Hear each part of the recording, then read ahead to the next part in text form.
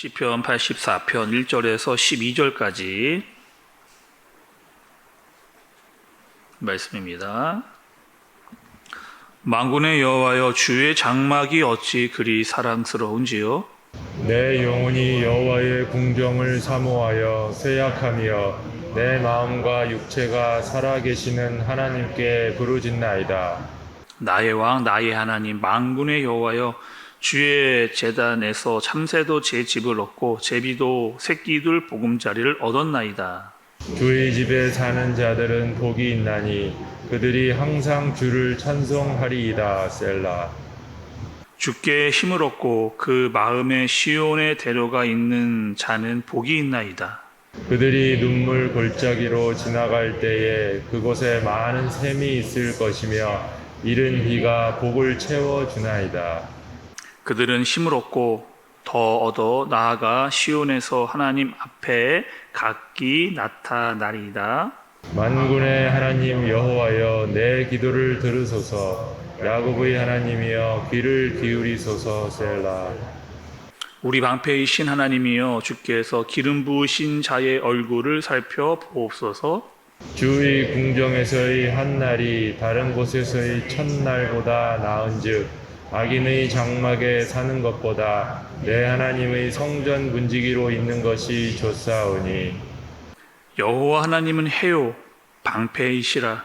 여호와께서 은혜와 영화를 주시며 정직하게 행하는 자에게 좋은 것을 아끼지 아니하실 것임이니이다.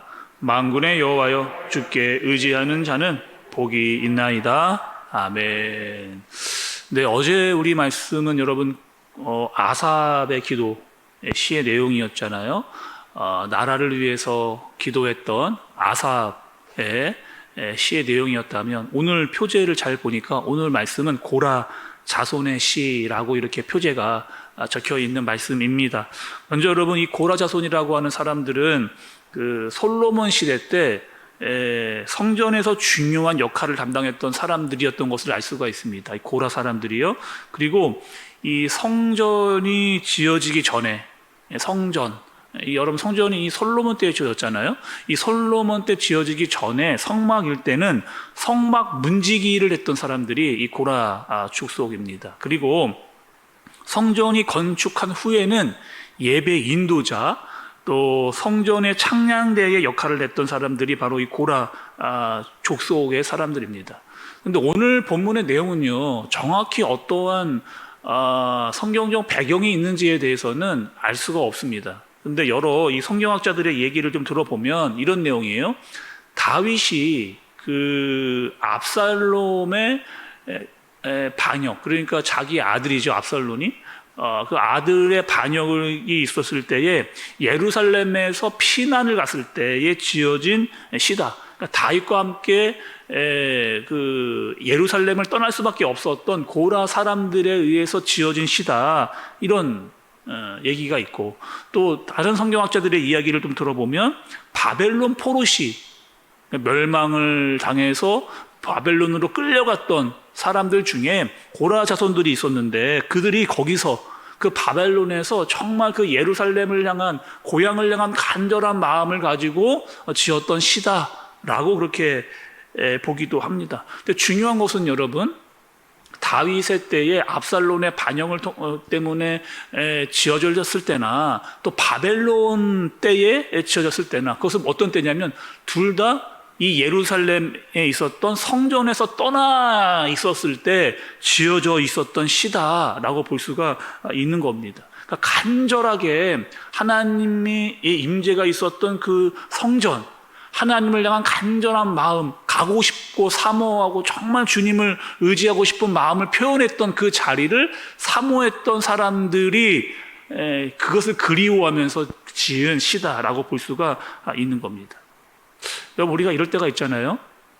정말 우리에게 중요하고 소중한 것인데, 가까이에 있는 것인데 그것을 잘 모르고 살아갈 때가 있는 겁니다. 가까이 있던 사람, 가까이 있던 교회, 내가 언제든지 만나고 싶고 가고 싶으면 만나고 갈 수 있었던 그 장소, 근데 그것을 잊어버리고 나니까, 또 그런 사람들, 그런 장소를 잊어버리고 나니까 갈 수 없을 때가 되니까 그것이 진짜 중요한지를 그때 알게 되는 거죠.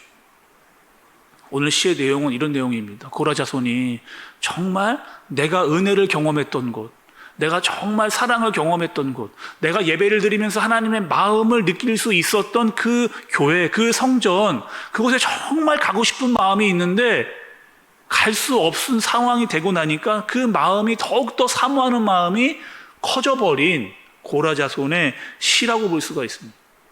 그래서 여러분 오늘 말씀해 보면요, 그 마음이 막 담겨 있어요. 4절의 말씀을 보면 주의 집에 사는 자는 복이 있었다 이렇게 이야기를 합니다. 5절에 보면요, 주께 힘을 얻고 마음의 시온에 데려가 있는 사람은 복이 있다.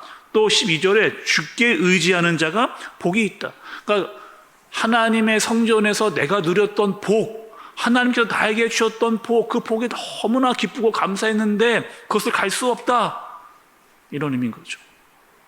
특별히 여러분 여기서 이 복이라고 하는 것은 어떤 복이냐, 하나님과 함께 하면서 하나님의 임재를 경험하면서 하나님께 예배하면서 받았던 하나님께서 주시는 축복입니다. 내 마음에 느꼈던 평안함, 세상에서 누릴 수 없는 그 은혜와 능력과 사랑을 경험했던 그 복이 예배할 때 주님의 교회에서 임했던 그것이 나에게 가장 큰 행복이었다라고 그렇게 고백을 하고 있는 겁니다.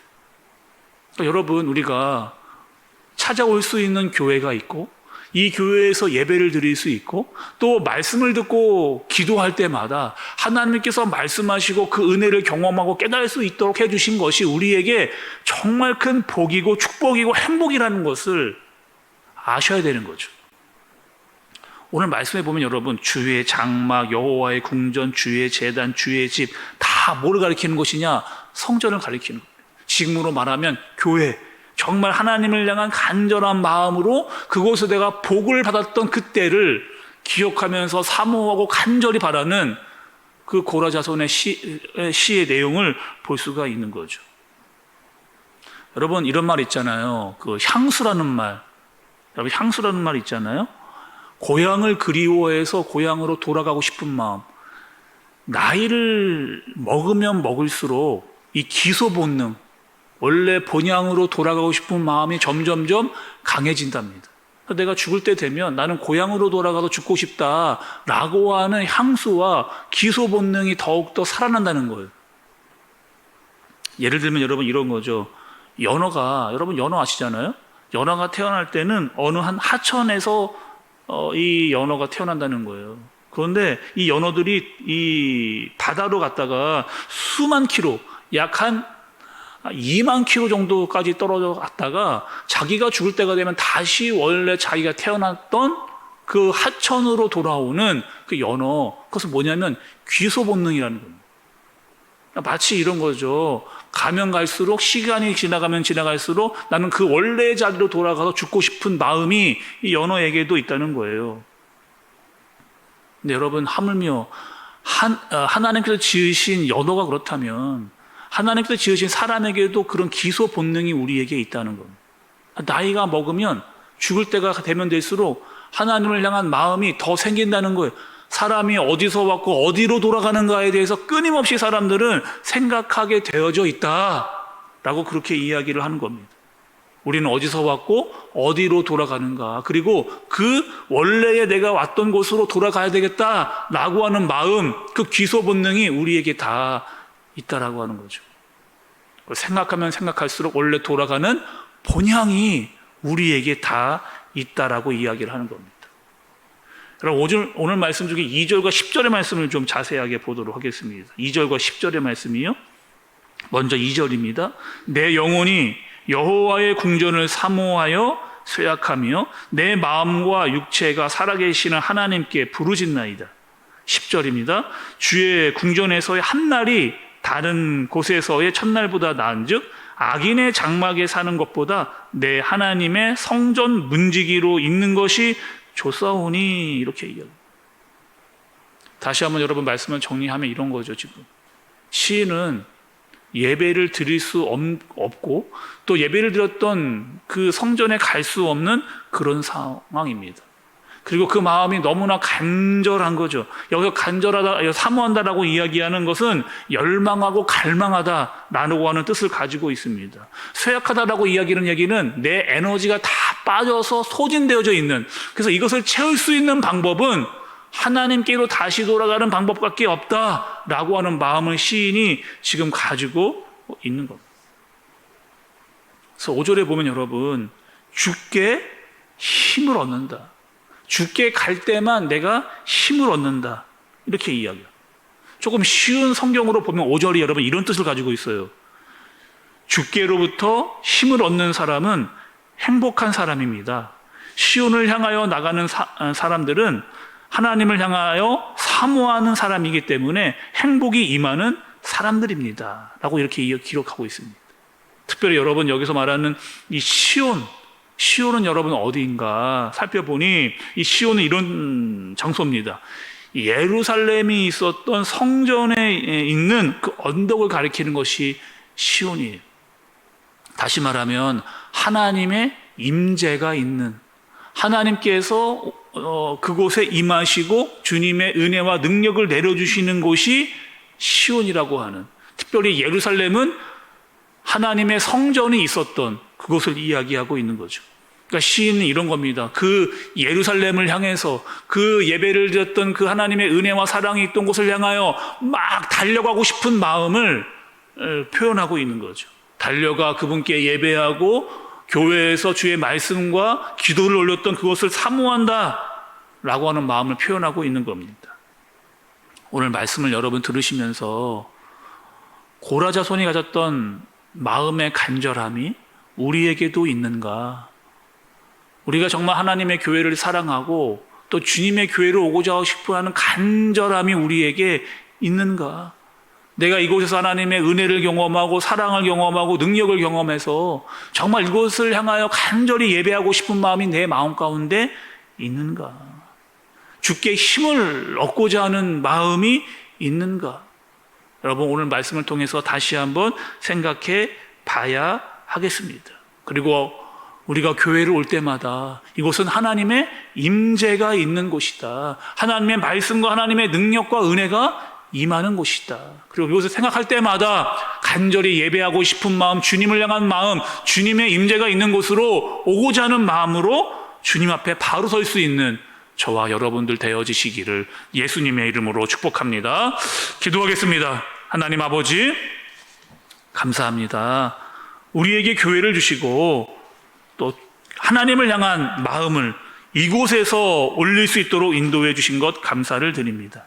하나님, 이 교회는 내가 은혜 받았던 곳이고 내가 하나님의 사랑을 경험했던 곳이고 주의 말씀과 기도가 있는 그런 곳입니다. 내가 어디에 있든지 하나님께서 은혜 주시고 능력을 주셨던 이곳을 잊지 아니하도록, 그리고 이곳에 올 때마다 더 간절하게 더 사모하는 마음을 가지고 주님께 나아오게 하여 주옵소서. 주님께서 주신 이 교회를 통하여 하나님의 은혜가 날마다 우리 모두에게 임할 수 있도록 인도해 주시고 하나님을 향한 예배, 주님을 향한 마음을 올려드린 이것이 기쁨과 감사가 되게 하여 주옵소서.